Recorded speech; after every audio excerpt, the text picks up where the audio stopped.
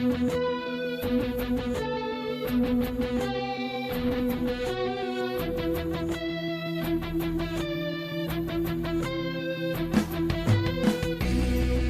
Zor-El escapes the dying planet of Krypton. She is delayed on her way to Earth.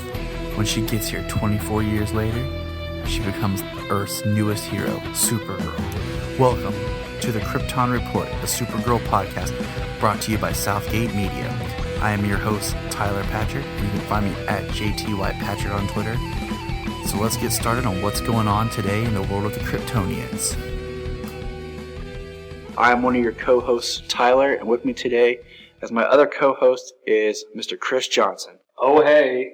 Welcome, Chris. Thank you for being on the cast. Glad to be here, man. Glad to be here. So this is our pilot cast for a show that we're working on, and what we're trying to do is we're trying to build up hype and interest in the upcoming CW Supergirl TV series, as well as touch on the proposed sci-fi TV series of Krypton. So first of all, today, this is our first show. We're figuring everything out. We've been planning out what we actually want to do, bringing you more Supergirl information each week. So we're just going to talk about so far what the production of the Supergirl show has been, because we know they have gone into casting. So first of all, let's talk about casting. The first person that we heard rumors that was being cast was Claire Holt. Am I saying that right? Trying to remember. The girl that was on The Vampire Diaries as one of the originals, whose name escapes me right now. Oh well. But my thought is, she's not a horrible actress. She would be okay. I mean, I think she looks the role. The problem is we've not had a lot of solid Supergirl media. And that's correct. And, you know, before we jump too far ahead, the show is Supergirl, but in some ways I think it's going to be more Superwoman without the woman part, because they don't seem to be really going for a girl vibe. Yeah, they're not going for that 17 and under age. So I think that's an interesting thing to point out. The second actress that we've heard is Gemma Atkinson. And now her I'm not familiar with at all. But I don't think anybody is, if we're being completely honest. She's still kind of an unknown. And that's good. I think unknowns always have a way of working well when it comes to the superhero genre, unless you're an amazing actor that can really... Well, especially when it comes to a CW series. Well, because... I mean, this, you know, in all truth, this is a CBS, but with a CW flair? Yeah. So Gemma Louise Atkinson, she's an English actress and a television personality. She's also a glamour lingerie model, so you can expect that's probably going to float around within the costuming if she gets rolled. She's best known for her role in Hollyoaks, acting as the role of Lisa Hunter. She also was in the horror film Devil's Past, sorry about that, and more recently a movie called 13 Hours. We have to check something of those out. I usually do like to try to find, when I know that people are getting cast for characters that I care about, I try to find something they've done and watch to kind of see. Like, I remember when Christian Bale got announced as Batman, one of the first movies I watched was actually Equilibrium. It wasn't Newsies? It wasn't Newsies, no. And it wasn't The Machinist. It was Equilibrium. Because you didn't want to see your Batman as a xylophone rib? Well, I wanted to see something a little bit more action-based than just a guy slowly die. Devil's Past was good. I can't remember her in it, though. That's the problem. And that's the thing. I know she was one of the main actresses, but really, it was kind of one of those foreign B-rate English horror films. So it's not like something to take too seriously. And I don't know. I'm not sure, honestly, how I feel about Supergirl just yet, because again, we haven't heard too much, especially with the announcement back in December that CBS was giving the series commitment to. Yeah, I mean, the only thing we've heard come out is we knew that they were casting. We've heard these two actresses' names thrown around. They were casting for her stepsister, adoptive sister character. Yeah. I've heard casting that they're going to do a Jimmy Olsen character, but he's going to be more of a buffer jock-esque, I guess. Jimmy Olsen, not as much as the wimpy nerd, but this is all hearsay because we haven't heard anything more. The thing that excites me about it is Greg Berlanti, or how do you say his name? Berlanti. Yeah, we're getting to that. I'm just teasing, but I'm just the fact that you have somebody who's willing to produce this and back it that has solid ground in other lore that's doing extremely well. Exactly. And that's going to bring us to our next point about the Supergirl show. Is, yes, it's on CBS, and I don't know how everything works, but I know that CBS is owned by Warner Brothers, or they have an affiliate with. So I know that there has been talk that with this, that it will cross to the Flash Arrow universe. So that's going to be our next big segment, is the Flash, Arrow, and Supergirl. And the nice thing is, if they're able to do that, at least they'll be able to achieve what Gotham wasn't able to with potential crossover. Gotham is in its own pocket universe. Gotham. The thing for me is, I keep looking back at people who have played Supergirl in the past, and although I know she's way too old to play the role now, I still wish we could see Nicole Tom. Oh, yeah. Yeah, because she was the voice for all of us growing up. She is the voice. See, as a kid, like, with Supergirl, I'm a huge Superman fan. I love the legacy story and all that. Mm-hmm. I never really watched the Supergirl movie, but for the podcast, we'll be getting there, fans. You're in for a hoot. It's been a long time. I've seen it. It's just been a long time. So bad. But my thing is, I know, like, I watched on the animated, the Bruce Timm versions, like you were saying. We also had in Smallville, Laura Vandervoot, she's gorgeous, yeah. Who did a good job of the Kara character they gave her. Mm-hmm. And we'll talk about that later in the cast, too, as we break down more of the character and all the portrayals? Portrayals? She's been betrayed? Portrayals of Kara. Yeah. But my thing is with this universe is I think we're going to get a character. Now, they haven't said for sure that she's going to go by the Laura Danvers. So that's the rumor, which I'm almost okay with. I would love to see it as Linda, the Matrix Linda Danvers. Is that what it was? I can't remember all of it. There's too much to try to remember it. Supergirl was one of those things that wasn't hastily thrown together, but once they did it, they wanted to do like a million different variations of it because it reached that demographic of younger girls looking for empowerment. And I really think that's the character we're missing. Yes. And I think that, the Hunger Games has shown that people like strong female characters, and it gives girls someone to look up to. And with all the comics that we have and characters, we haven't seen a female character really rise. We get somewhat with Black Widow, a strong female. Yeah. But I don't think she's the kind of character that you want your daughter to aspire to be. No. Well, the other thing is, especially like even if we're focusing just on like the television series, I don't think you want your influence to be Canary or Black Canary from Arrow. Right. I mean, there's really solid foundation of those women being really strong, but it's all comes from random torture and alcoholism. And the thing I've always found interesting about Supergirl is she's just born as Supergirl. Right. And see, I saw something the other day that someone pointed out about Superman was Batman does things out of a tragic past that propelled him to be Batman. Yeah. And though you could say Superman's planet's destruction, as with Supergirl's, was something of a tragedy, but he didn't learn about it till later. But Superman does what he does because it's the right thing to do. Right. Not because of any sense of, I have to overcome this tragedy. I have these abilities, I should use those to help others. And I think what we're going to see with Supergirl, because of the way it's being done, is we're going to see an amalgam of Supergirl and Superman. Yes. Because I really believe the story of Supergirl is not going to touch Kal-El. It's not going to be about Superman, because her story is so much tied to his. Yeah. I believe that the Supergirl we're going to get on TV is going to be, in a sense, she's going to replace the Superman as character. Yeah, plus, the nice thing is, if we get this and it works well, I'm just looking at the potential here on the Supergirl wiki page. The enemies that we're going to see faced are fantastic. I mean, we've got Black Flame, Black Star, Blythe, Buzz, Carnivore, the Council, Decay, the Gang, Lesla-Lar, Lilith, Matrix Prime, which is my favorite, powerful robot built by the Council that acts as their agent. It's kind of like a golem character. It's darn near impossible to whoop. See, I'd even like to see her take on, I always thought Parasite was an underrated character. Yeah. The fact that, he fed off the Kryptonian power and loved it, I think that's something we could see adapted, especially with the people who are behind Arrow and Flash. Greg Berlanti, Andrew Kreitzberg. Mm-hmm.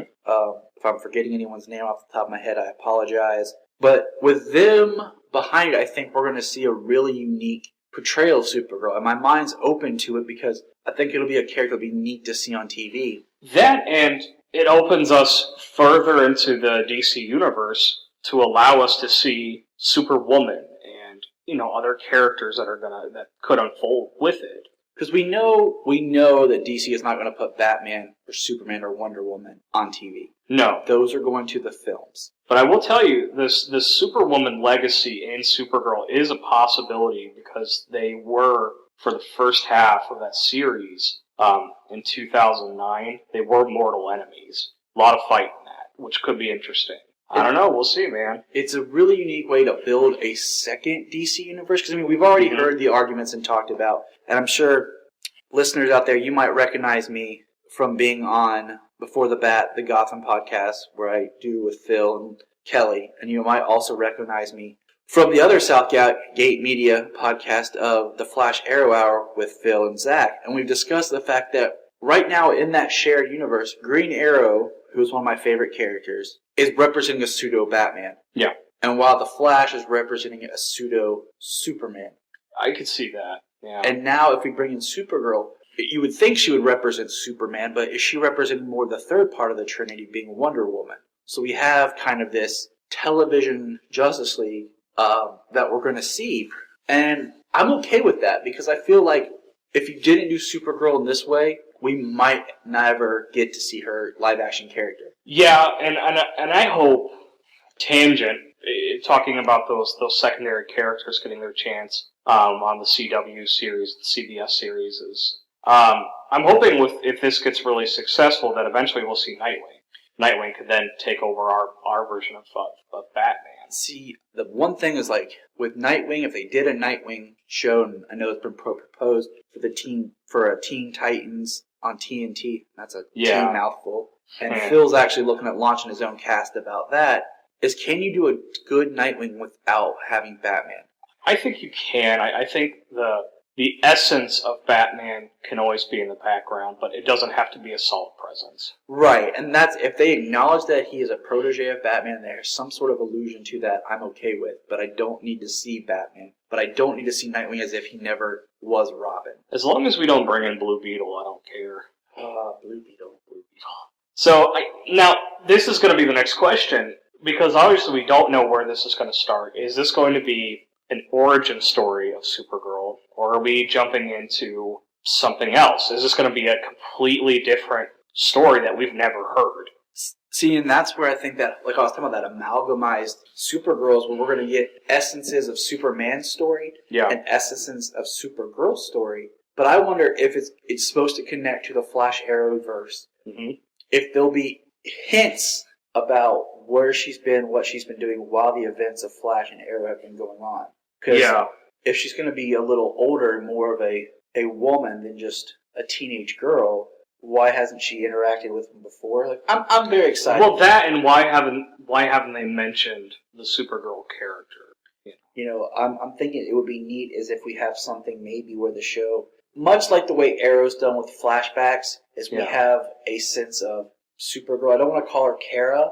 Mm-hmm. I don't want to call her Linda or anything like that, because we don't know what she'll be called. But if we have this sense of maybe the first season's about her stepping out as Supergirl, stepping up right off the bat, and then we learn everything else in flashbacks. Yeah. Well, the nice thing is, I see that happening just because of who's writing it. Alison Beth Adler, who is one of the head writers on Flash, and Greg Berlanti, who wrote Arrow, are both teaming together to write this script. And that's why I think I'm really excited with, is a lot of people had problems with the way Arrow started. But I feel like Arrow was an origin story more so than a lot of the other origin stories that we've gotten. I mean, it took the character who is more of a vigilante, who is more human, and who has more of that flexible moral standard than any other, I think, DC character, and brought him to be the hero that they have now. And I like that. And I was open to the different interpretation so that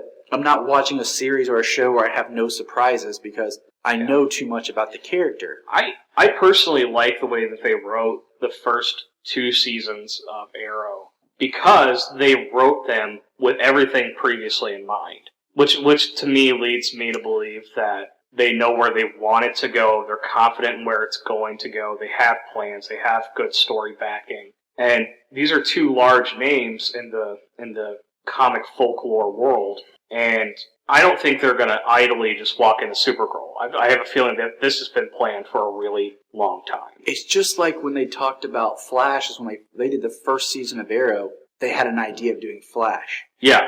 And that's why we got to see Barry appear in season 2 of Arrow. Yep. And so I feel like I have faith in them doing Supergirl. I have an open mind to different interpretation and different style because I feel like it's a character that we need to see. Yeah. And that will give us some sort of a Kryptonian on TV, as well as we'll have our Kryptonian in the films. My only concern, and it's a little one, is with this being a CBS ownership. I'm not 100% sure of CBS's ability to make a superhero TV show. Like, CW is killing it. Well, CW Fox is doing okay. We know that Fox, when it comes to fangirl television series, they're not the best. So I was weary when Gotham premiered on Fox. Yeah. NBC doing Constantine, I like the show, but I'm still kind of... I feel like NBC can get away with it, though, because they're already like a darker network. And I agree with you that because they did do Graham, Hannibal, and even Dracula, which was a good show. For one season. My only fear is, with CBS, it's more of a lighthearted network. Not that I want a dark Supergirl story. I don't need that. No, it doesn't need to be. I don't need it to be 1950s camp either. I want Supergirl to be in the vein of what The Flash is. I think The Flash is a very fun... Flash is a really well-balanced show. And that's what I think Supergirl needs to be. Yeah. And I don't want a teen drama, so I'm thinking maybe with it being on CBS, we might see less of the teeny bop teen drama. Yeah. And you think about CBS has done the CSI shows, which are a little bit darker shows. So I don't know. I'm curious to see because this is new territory for them as a network. Well, and the interesting thing is, although a lot of nerds will tell you the Big Bang Theory is a joke against nerds, it's not, in my opinion. Oh, I love that show. But they've brought a lot of these lores to light. They talk about these characters openly all the time. So I feel like there's a backing and an audience for this as well. I'm just taking a look at the normal mainstay here of what's really popular on CBS. I'll give you the first 6 here. Like you said, NCIS is big right now. Big Bang Theory's big. Madam Secretary, The Good Wife, and I forgot about this, Elementary, the Sherlock Holmes with Lucy Liu, which is a great job.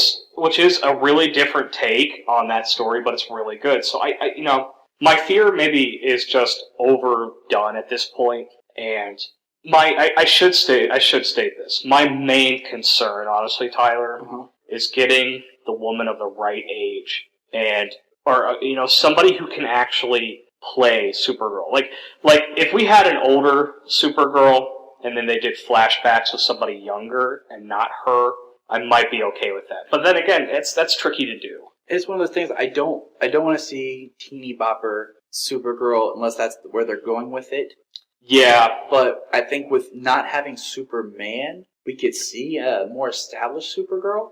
And I think that depending on the actress they choose will really help fill in the time. But I want, much like my issue with Gal Gadot as Wonder Woman, where I feel like physically she doesn't look like an Amazon warrior. She's gotten a lot thicker, though. Yeah, well, we can talk about that more later. But I still think she has such a thin, frail frame. Yeah. I want someone who, I've said this before on Channel 52 podcast I've done with Lilith on the Southgate Network. If you take Henry Cavill and you tell him he has to buff up and look ripped to be Superman, I want the same out of Supergirl and Wonder Woman. Because I want them to look the part. I want them to look like they can fight. I don't want supermodel. I want Supergirl. I don't want... Yeah. So I'm looking at a picture of Claire Holt at the moment, and she right now is in the forerunning. They are saying that there's negotiations with her on a contract. she's young looking, but I'm still seeing like a 27, 28-year-old Supergirl. And like I said, if that's where they want to go with it, Mm-hmm. if they can make me believe it, I'm okay with it. Yeah. But my thing is, if she's in contract, but we don't know what character. Because they are casting, I know, a character to be the sister. Right. So... and, which, again, we're going back to, because all this is under rumor at the moment, which vein of Supergirl are we on? Right. And that's what I think we're going to see some sort of amalgam. And that's one thing we're going to say for another episode of the cast here is we'll break down the different variations and the different origins of Supergirl, the different names and everything that she's done, so that we can kind of flesh out, and as we look for clues together and figure out which take they might be going after.